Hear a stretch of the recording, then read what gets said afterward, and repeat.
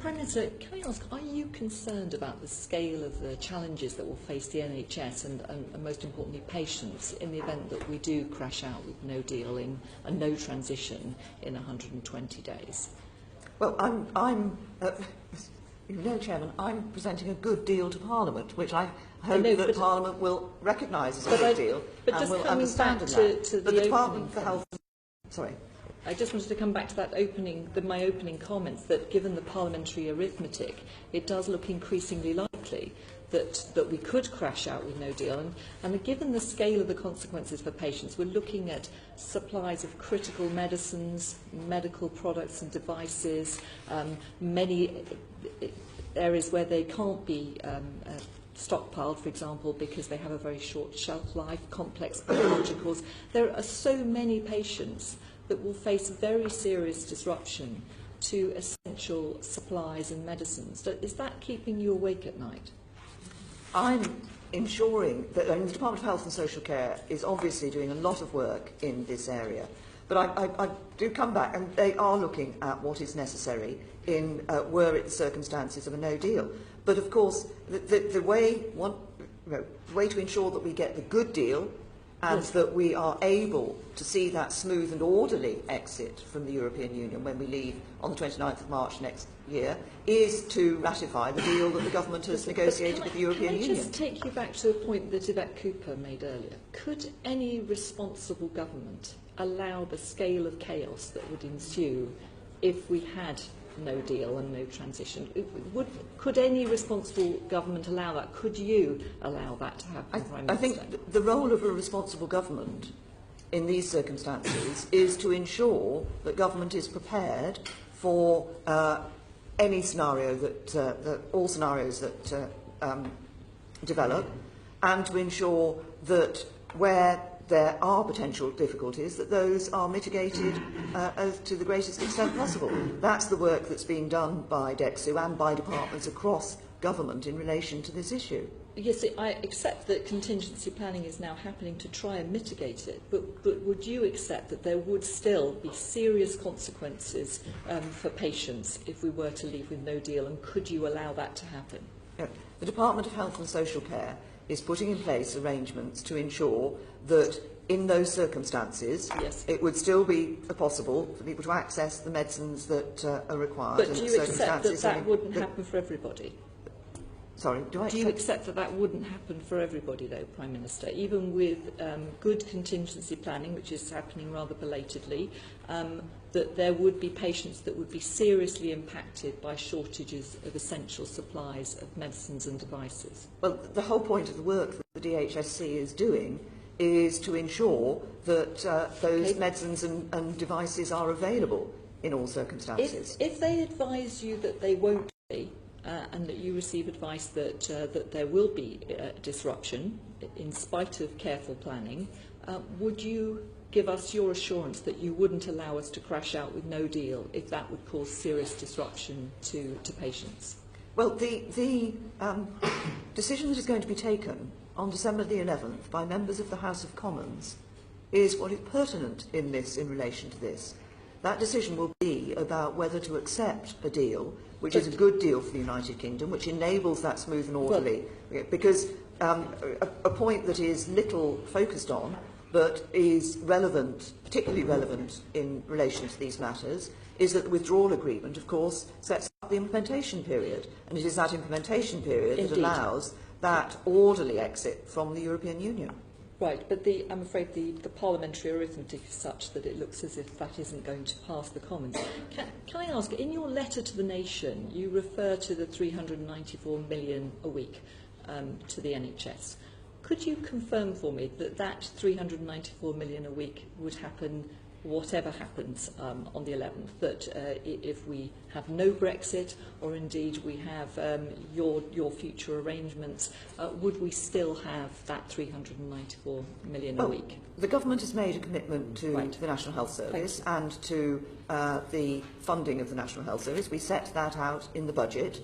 We set that out in the budget in October. So what I am working for, and I think if anybody is concerned about these matters, that this is another reason for focusing on the deal that is being negotiated with the European Union. Could I just stop you there, Prime Minister? Because my question to you is, would it happen irrespective of the deal? Is that promise still in place? We have made that commitment to the National Health Service, but I think in relation to all of the other matters that you're talking about, Chairman, this is a point of focus on the December the 11th, when members of Parliament will be. So are you saying to me it won't happen? We've made a commitment. Is this a threat to members of Parliament that we won't have that? No, it's not. I'm not. So it'll happen irrespective of it.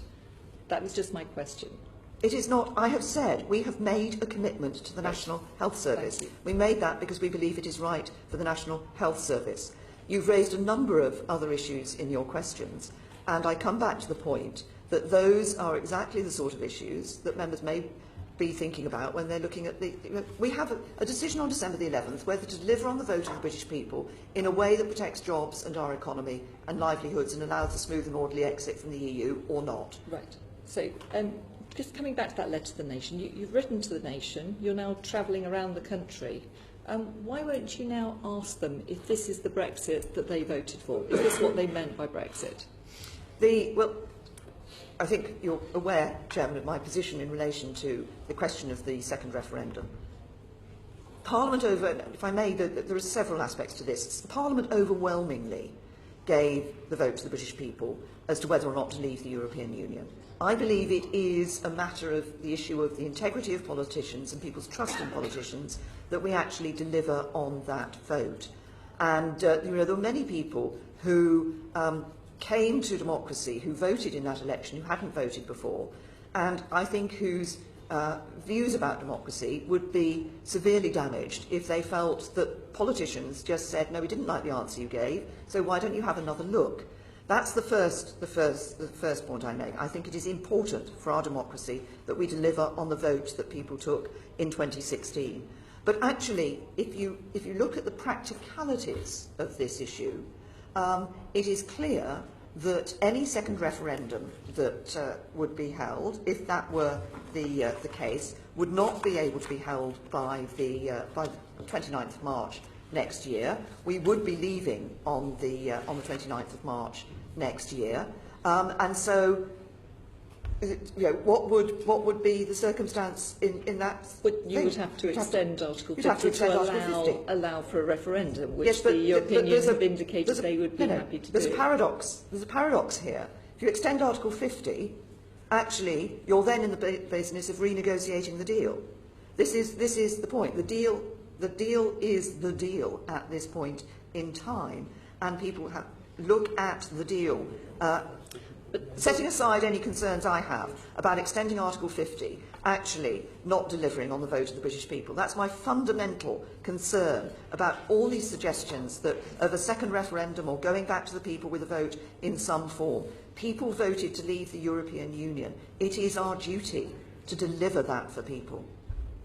Right, but my understanding is that Article 50 could be extended to allow for a referendum on your deal. It wouldn't negate your deal, it wouldn't cancel the deal. It would just allow you to decide, it would allow the people to give you their verdict on whether this is what they meant by Brexit. No, first of all, I mean, my point about democracy still stands. I think it's absolutely important that we deliver on the vote that people gave. Having given, overwhelmingly, this Parliament gave people that vote, and I really believe that we should deliver on that.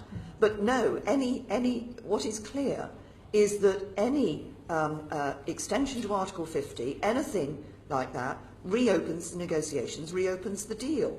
And at that point, the deal can go, frankly, in any direction. So is that what you have been explicitly told? I'm sorry, I must move on in a minute to other colleagues, but I think that's a really important point. Have you been told by the European Union that you would have to reopen negotiations were you to hold a referendum based on your deal, to ask the British people whether this is what they meant by Brexit? Is this their informed consent? What is very clear and what has been made clear is that this is the deal that they have negotiated with the European Union.